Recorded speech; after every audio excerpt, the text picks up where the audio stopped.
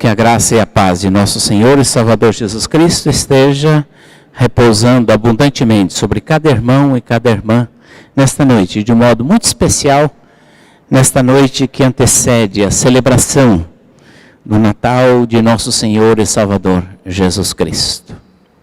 Que a mesma alegria com que os anjos disseram aos pastores: eis que vos trago novas de grande alegria, é que hoje na cidade de Davi vos nasceu o Salvador. Esta mesma alegria esteja sobre cada irmão, cada irmã, sobre cada família do povo de Deus.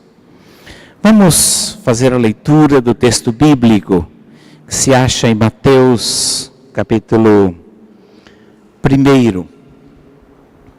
Mateus capítulo 1.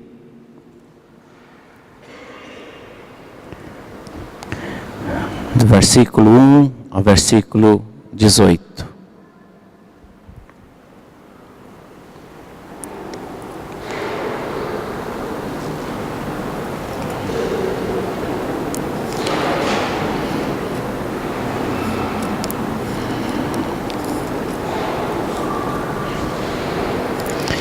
Evangelho segundo São Mateus, no capítulo 1, do versículo 18 ao versículo 25. Ora, o nascimento de Jesus Cristo foi assim. Estando Maria, sua mãe, desposada com José, sem que tivesse antes coabitado, achou-se grávida pelo Espírito Santo. Mas José, seu esposo, sendo justo e não a querendo infamar, resolveu deixá-la secretamente. Enquanto ponderava nestas coisas, eis que lhe apareceu em sonho um anjo do Senhor, dizendo: José, filho de Davi, não temas receber Maria, tua mulher, porque o que nela foi gerado é do Espírito Santo. Ela dará à luz um filho, e lhe porás o nome de Jesus, porque ele salvará o povo dos pecados deles. Ora, tudo isto aconteceu para que se cumprisse o que fora dito pelo Senhor por intermédio do profeta. Eis que a virgem conceberá e dará à luz um filho, e ele será chamado pelo nome de Emanuel, que quer dizer Deus conosco. Despertado José do sono, fez como lhe ordenara o anjo do Senhor e recebeu sua mulher. Contudo, não a conheceu, enquanto ela não deu à luz um filho, a quem pôs o nome de Jesus. E a virgem conceberá e dará à luz um filho, e ele será chamado pelo nome de Emanuel, que quer dizer Deus conosco. O Evangelho de Mateus é um evangelho singular, porque ele é escrito primariamente para leitores judeus. O público que Mateus se dirige é um público de formação judaica. Ele escreve para os judeus. Por isso é o evangelho que mais cita o Antigo Testamento, que mais cita a lei, porque isto é familiar aos judeus, ao povo da sua raça. E Mateus tem algumas peculiaridades, ele faz comparações com a história, com episódios da história de Israel. Interessante que há episódios paralelos. Por exemplo, lá no Antigo Testamento, o povo desce para o Egito e sai do Egito. Mateus também narra Jesus indo para o Egito e voltando para o Egito. Lá no Antigo Testamento, Moisés sobe ao monte para receber a lei. No Evangelho de Mateus, Jesus sobe ao monte para pronunciar a lei para os cristãos, o Sermão do Monte. Lá no Antigo Testamento, há a morte das crianças pelo faraó. Aqui a morte das crianças pelo Herodes. E assim por diante, há paralelos na história do Antigo Testamento e de Mateus. Lá Moisés é o líder que traz a lei, aqui Jesus é que traz a lei. E é um episódio muito interessante no Antigo Testamento, quando após o povo de Israel construir o bezerro de ouro, Deus diz para o povo, através de Moisés: não irei com este povo, o meu anjo vai com vocês, mas eu não vou com esse povo, porque se eu for junto eu vou destruir este povo. E há uma separação. Deus manda o seu anjo, a sua presença, digamos, abençoando e protegendo, mas ele se recusa a acompanhar. Mas aqui em Mateus diz: lá vocês foram abandonados, aqui é Deus conosco. É Deus conosco. E Mateus é o único que cita essa expressão do profeta Isaías, Isaías capítulo 7, para dizer: lá Deus se recusou a caminhar com vocês por causa da dureza, da insensibilidade, mas agora Deus decidiu caminhar conosco. Deus está conosco. Deus está presente conosco na nossa vida, caminhando conosco. E esta presença, esta companhia de Deus, há muitos tipos de companhias. Às vezes tem companhias que são indiferentes. Você viaja num avião, você viaja num ônibus, você viaja num trem, você não se interessa quem está ali, é indiferente. Se naquele voo, se naquela viagem está uma pessoa importante ou não, você não se importa.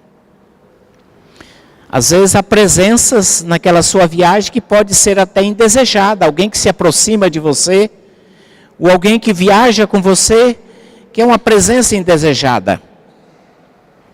Algum tempo atrás, voltando de ônibus de Sorocaba para São Paulo, embarcou aqui na rodoviária um senhor embriagado. E ele sentou perto de mim. E eu pensei: vai ser difícil aguentar esse cidadão. Porque ele estava visivelmente alterado, telefonando, falando em voz alta, e foi perturbando o ônibus a um ponto que o motorista parou no quilômetro 50 e poucos, onde tem um posto da polícia rodoviária, e disse: pode descer. Presença indesejada, presença que naquele momento não era desejada pelos passageiros e pelo motorista.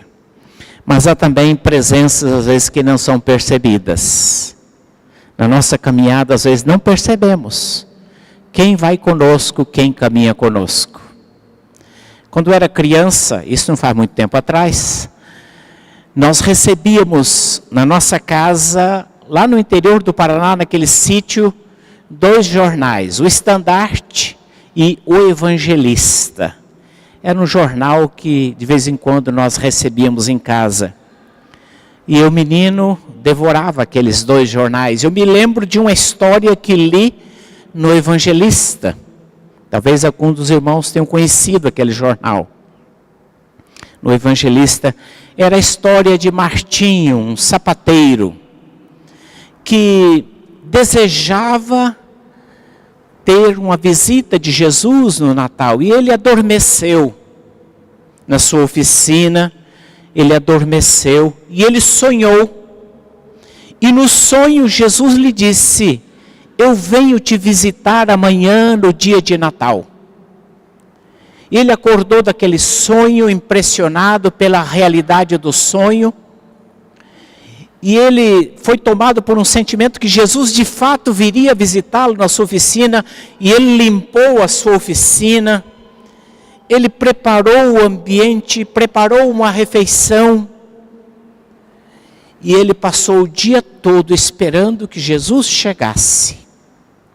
Mas chegou de manhã uma pobre senhora com uma criança faminta, pedindo comida. Ele rapidamente deu comida, ele rapidamente atendeu aquela mulher. E a despediu porque ele estava esperando um hóspede muito importante. Passado algum tempo, chegou um menino faminto pedindo ajuda, pedindo comida. E ele atendeu aquele menino.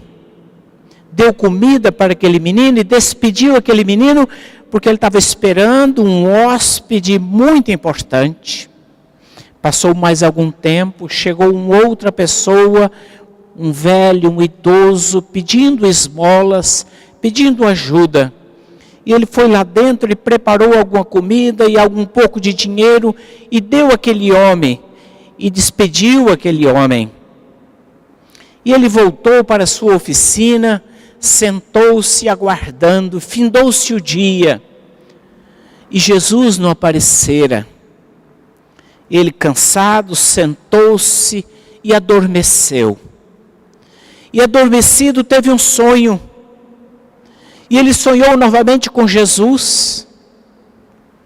E disse: Jesus, no sonho ele dizendo: Jesus, eu te esperei o dia todo, eu te aguardei e tu não vieste, e tu não apareceste, Jesus. Então Jesus disse: sim, mas eu vim, eu estive na tua oficina, mas como? Quando eu não te vi? Sim, quando você atendeu aquela senhora com aquela criança carente, eu estava ali. Quando você atendeu aquele menino faminto, carente, eu também estava naquele menino. Quando você atendeu aquele pobre senhor mendigo perambulando, eu estava nele. E ele entendeu que Jesus havia visitado na vida e na presença daquelas pessoas. Às vezes nós não percebemos presenças que estão conosco. Às vezes nós não discernimos a presença de Deus, mas Jesus é Deus conosco. Jesus é Deus conosco. E uma das coisas muito importantes para nós entendermos da presença de Jesus como Deus conosco, é que Ele é Deus conosco, levando a nossa carga, levando o nosso fardo. A vida é repleta de fardos, a nossa existência há fardos. Alguns fardos são mais pesados, outros não são tão pesados, alguns fardos duram mais, alguns fardos duram menos, mas a vida sempre tem fardos, cargas que nós temos que levar. E alguns desses fardos são fardos que você não escolheu. Eles simplesmente aparecem na sua vida. Você não decidiu, você não optou por eles, você não buscou. Mas a tua circunstância de família, de pessoa, que você vive, onde você trabalha, onde você existe, ali às vezes há um desafio, uma responsabilidade que você não escolheu, que você não pediu. Mas é preciso enfrentar, é preciso levar. Há fardos que são resultantes das nossas escolhas. Escolhas erradas, escolhas impróprias, escolhas intempestivas, escolhas que não foram sábias. E são fardos que você vai carregar na sua vida. Fardos, escolhidos ou não, nós carregamos. E há fardos que são resultantes das nossas culpas. Às vezes cometemos erros, tropeços, deslizes, momentos de fraqueza, que nós erramos. E às vezes isto acarreta um fardo, acarreta um compromisso, acarreta uma dificuldade que você vai ter que carregar aquilo pela sua vida. Mas a boa nova de tudo isto, é que o Senhor Jesus é Deus conosco, nos ajudando a carregar o nosso fardo. No Evangelho de Mateus, Jesus disse: vinde a mim todos vós que estáis cansados e sobrecarregados, e eu vos aliviarei. Esta é a boa nova, que não importa o fardo que você carrega, não importa o fardo, a origem deste fardo, não importa como ele aconteceu na sua vida, O fato é que o Senhor Jesus diz a cada um de nós: vinde a mim, todos vós, todos. É muito bonita essa expressão de Jesus, todos vós.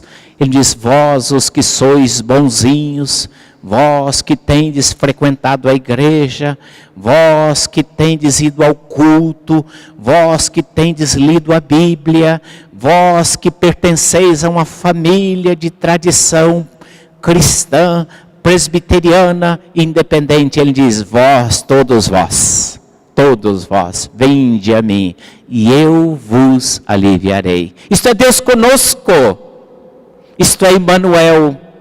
Mas também lemos no livro de Salmos: bendito seja o Senhor, que dia a dia leva o nosso fardo. O Senhor leva o nosso fardo dia a dia. Deus é a nossa salvação, o nosso Deus é um Deus libertador. Com Deus o Senhor está ao escaparmos da morte. Esse é o nosso Deus. Não é um Deus distante, alheio, impassível, indiferente, mas um Deus que caminha com você dia a dia.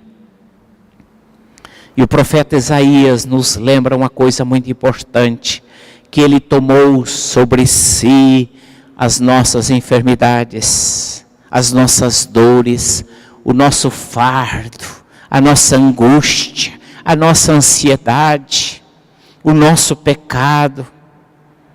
Ele tomou sobre si e ele levou sobre si. Eu já contei aqui para os irmãos uma história, mas talvez você que não esteve o dia que eu contei, vou contar de novo. Daquela mulher que foi à cidade fazer a sua compra, a sua feira. E voltou com aquela sacola, com aquela caixa enorme na cabeça. Aquele sol escaldante. Andando por aquela estrada poeirenta, rumo à sua casa.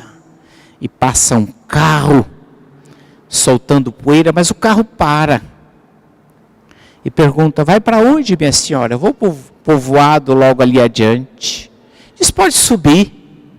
E ela subiu na carroceria daquela caminhonete e continuou com aquele fardo na cabeça.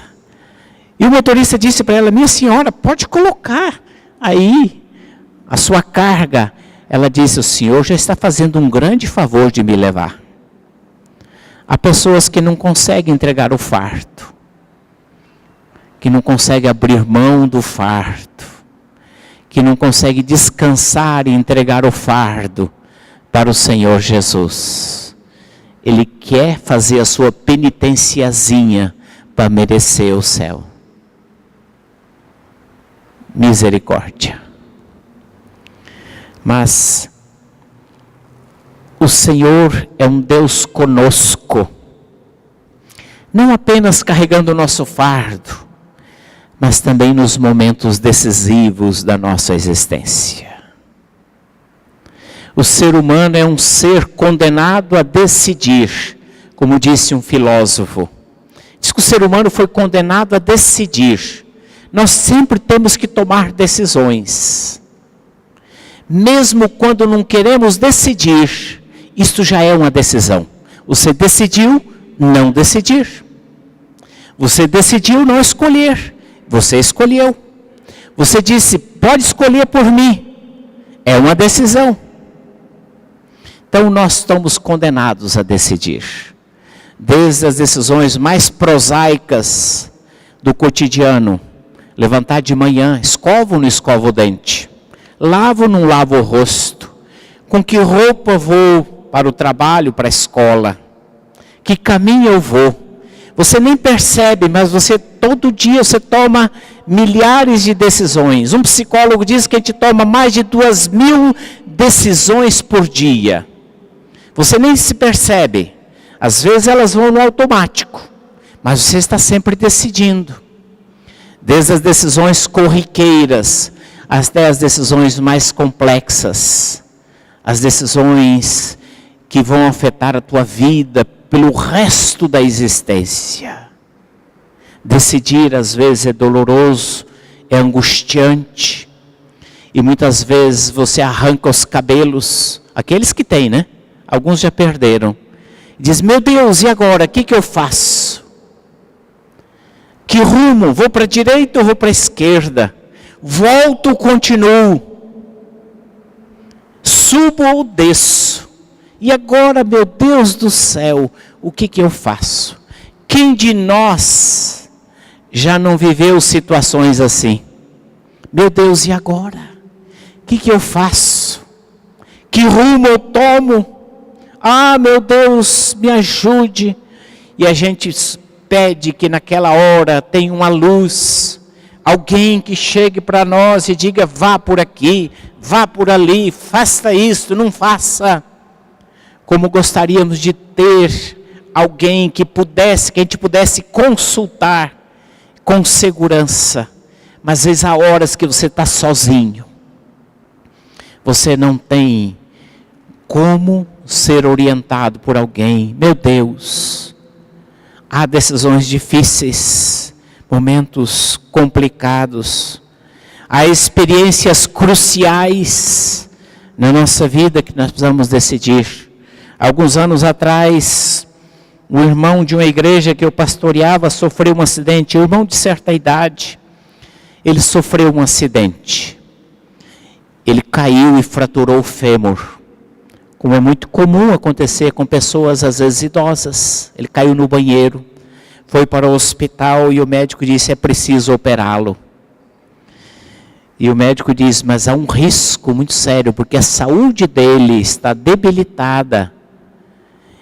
Então agora a família precisa decidir se opera, com a possibilidade de ele sobreviver à operação e ter um final de vida com melhor qualidade, ou não opera, e ele vai passar o resto dos seus dias numa cama, definhando uma qualidade de vida muito ruim.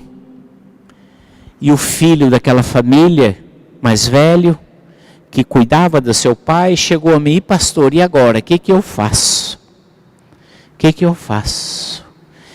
Se não operar, meu pai vai ter um final de vida muito ruim. Se operar, existe o risco da morte. Então vamos orar, vamos pedir direção de Deus. E oramos. E a decisão foi, vamos correr o risco. É melhor correr o risco do que não correr esse risco e submeter o teu pai a uma situação muito ruim no resto dos seus dias. E assim ele fez. Infelizmente ele veio a falecer. Mas havia paz no coração. Havia no seu coração paz para tomar aquela decisão muito difícil.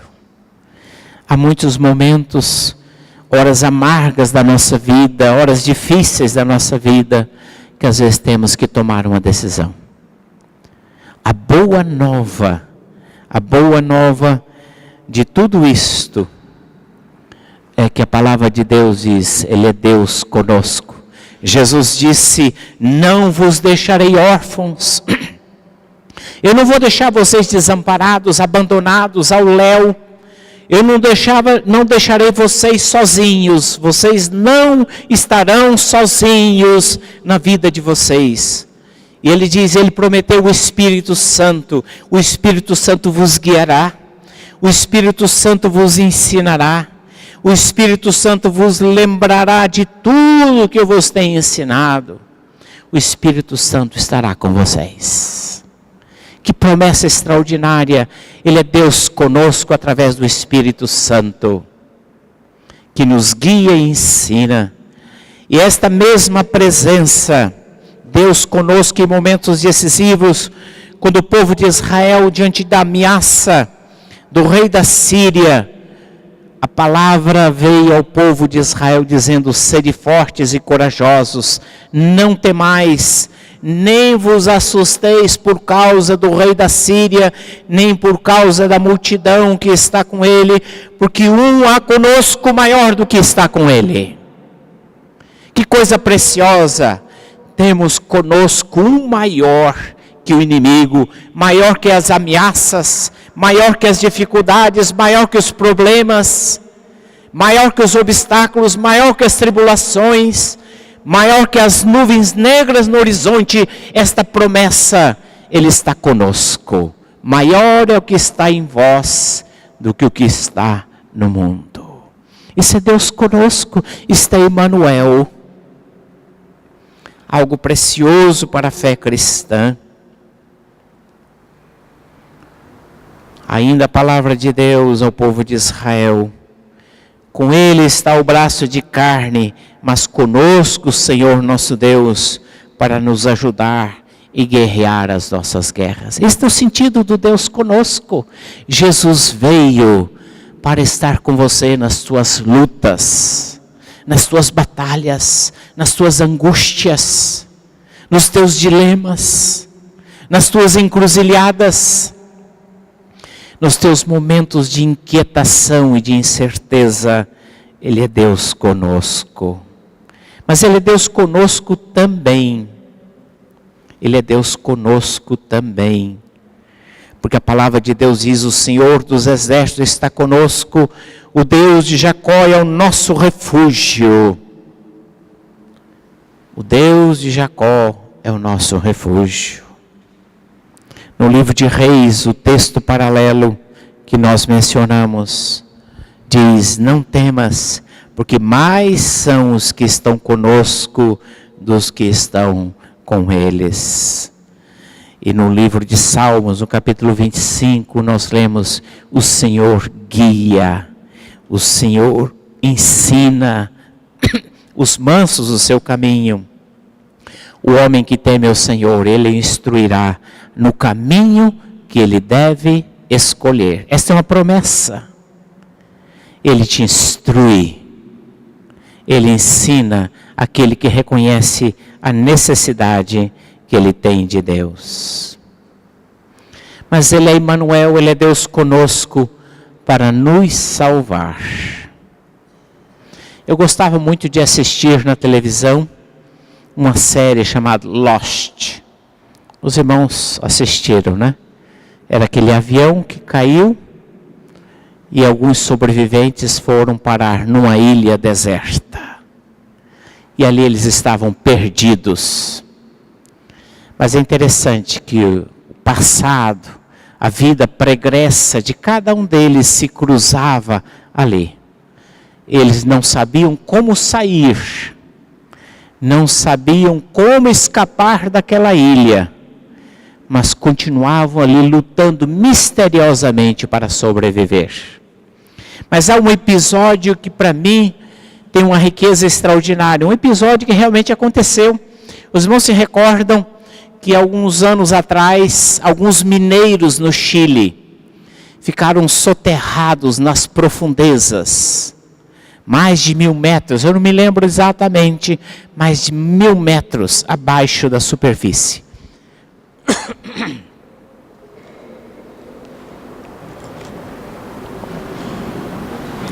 E eles ficaram soterrados lá.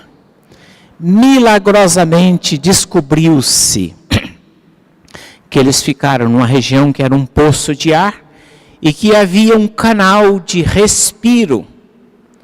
E eles descobriram que era possível então enviar algum tipo de comunicação àqueles mineiros presos lá embaixo, nas profundezas da terra. E por aquele canal de respiro, eles receberam mensagens, eles receberam alimentação, eles receberam água. Enquanto se buscavam a forma de resgatá-los. E foi construída uma máquina especial, e esta máquina foi perfurando, perfurando e perfurando, e ela os alcançou. E foi construída uma cápsula especial. E esta cápsula desceu. Os irmãos se recordam disto, né? A televisão noticiou isto todos os dias, e aquela cápsula desceu. E eu, quando assisti o resgate daqueles mineiros, eu fiquei impressionado, porque aquilo era uma metáfora daquilo que é a nossa situação. perdidos nas profundezas, sem alternativa de escapar. Talvez alguns até tentassem, vamos escavar aqui para ver se a gente consegue chegar em algum lugar. Mas qual seria a esperança e a possibilidade deles, escavando de baixo para cima, escapar e encontrar a salvação? Nenhuma. Eles foram mantidos lá provisoriamente, até que chegou o socorro definitivo. E quando chegou aquele socorro, era um socorro de cima para baixo. Não era eles saindo de baixo para cima, mas era o socorro que vinha de cima. E aquela cápsula desceu, desceu e desceu. E só podia subir um de cada vez. Porque a salvação é individual. Você não pode ter fé por ninguém. Você não pode crer por ninguém. Você só pode crer por você. Ninguém pode ser salvo no teu lugar. Ninguém pode salvar a tua vida por você. Individualmente, cada um. Mas eles tinham que aceitar aquela salvação. Talvez lá tivesse, imaginemos, não houve, mas imaginemos alguém tolo ao ponto de dizer, eu não quero, eu vou sair daqui por meus próprios meios. Eu vou encontrar uma saída por mim mesmo. Isso não é tolo? Mas, no entanto, tem muitas pessoas que estão perdidas e se recusam à cápsula de salvação que desce de Deus em Jesus Cristo e lhes oferece esta oportunidade de subir e de ser resgatado. Todos os que entraram naquela cápsula subiram e foram salvos. E quando cada um subia, foram recebidos pelo presidente do Chile. E houve muito júbilo, muita alegria, porque essa é a história da salvação. Perdidos, não sabemos achar o caminho. Perdidos, não temos força para mudar a nossa história, a nossa condição, mudar a nossa trajetória. Perdidos, não podemos mudar a nossa própria vida.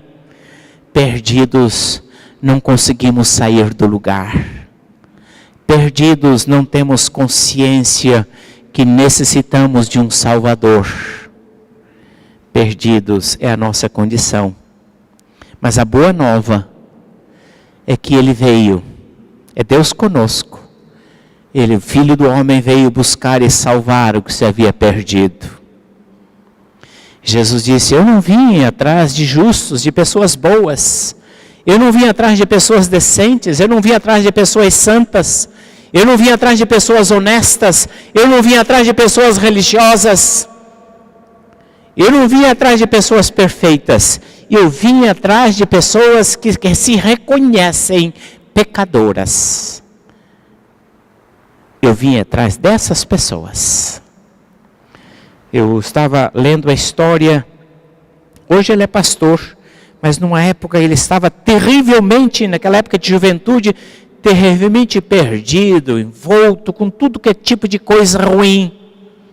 Uma vida miserável, filho de pais crentes, envolto em drogas, em prostituição, com todo tipo de atitude de companhia que degrada o ser humano. E um dia, num momento de angústia, depois de muita droga, de muita bebida, de muita orgia, ele sentindo um vazio muito profundo no seu coração, ele lembrou-se desse texto, o Filho do Homem veio buscar e salvar o que se havia perdido. E ele disse, Senhor Jesus, se tu veio buscar o perdido, então eu sou a pessoa para ser achada, porque eu estou perdido. Eu preciso ser achado. E o Senhor Jesus o resgatou. E o Senhor Jesus o encontrou. É o mesmo Jesus que disse, eu vim para que tenham vida e vida em abundância. O ladrão vem para roubar, matar e destruir, Mas Deus conosco diz: eu vim para que vocês tenham uma vida melhor. Eu venho para que vocês tenham uma vida superior, com sentido, com propósito. Tem sofrimento? Tem. Tem tristeza? Tem. Tem lutas? Tem. Tem obstáculos? Tem. Tem angústias? Tem. Mas ainda assim a presença de Jesus faz a grande diferença. Que extraordinário Deus conosco. A presença de Jesus que faz a grande diferença. Em momentos de angústias, quando você não enxerga nada, você se dobra e diz: Pai, tem misericórdia. Pai, tem compaixão, Senhor. Eu não sei para onde ir, eu não sei o que fazer. E a presença de Deus, misteriosa, transforma aquela situação. Como na experiência de Jesus lá no Getsemane, quando Jesus orava angustiado: Pai, se possível, passa de mim este cálice. Não seja como eu quero, mas como tu queres. Deus disse não, não vai ser assim. Deus disse não, mas Deus deu um anjo para consolar. Deus não tirou o cálice. Deus não permitiu que fosse diferente, graças a Deus. Mas mandou um anjo que o consolava, e ele passou aquele momento sombrio que antecedeu a prisão, o espancamento, a crucificação. E no final Deus concedeu vitória. Eu gostaria de encerrar perguntando como tem sido a nossa celebração de Natal. Muita comida, muita bebida. Tem que fazer um regime sério no início do ano pelo excesso de comida e de bebida. Como tem sido o nosso Natal? Como vai ser o nosso Natal? Como vai ser? Se é a celebração do Deus presente que está conosco. Aos olhos humanos, às vezes nós não enxergamos. Parece que Ele está muito longe, parece que está distante. Parece que a nossa oração não atravessa o teto. Aos olhos da lei, da justiça, Deus está contra nós, porque Ele é justo, santo e nós somos pecadores. Mas aos olhos da graça você pode dizer: Emanuel, Deus conosco. Que neste Natal, esta certeza, esta convicção invada o teu coração. E você celebre o Natal de Jesus. Emanuel, Ele está comigo. Ele está conosco, Ele está com a minha família, Ele está com a minha igreja. Que Deus assim nos dê esta convicção, nos dê essa certeza. Amém.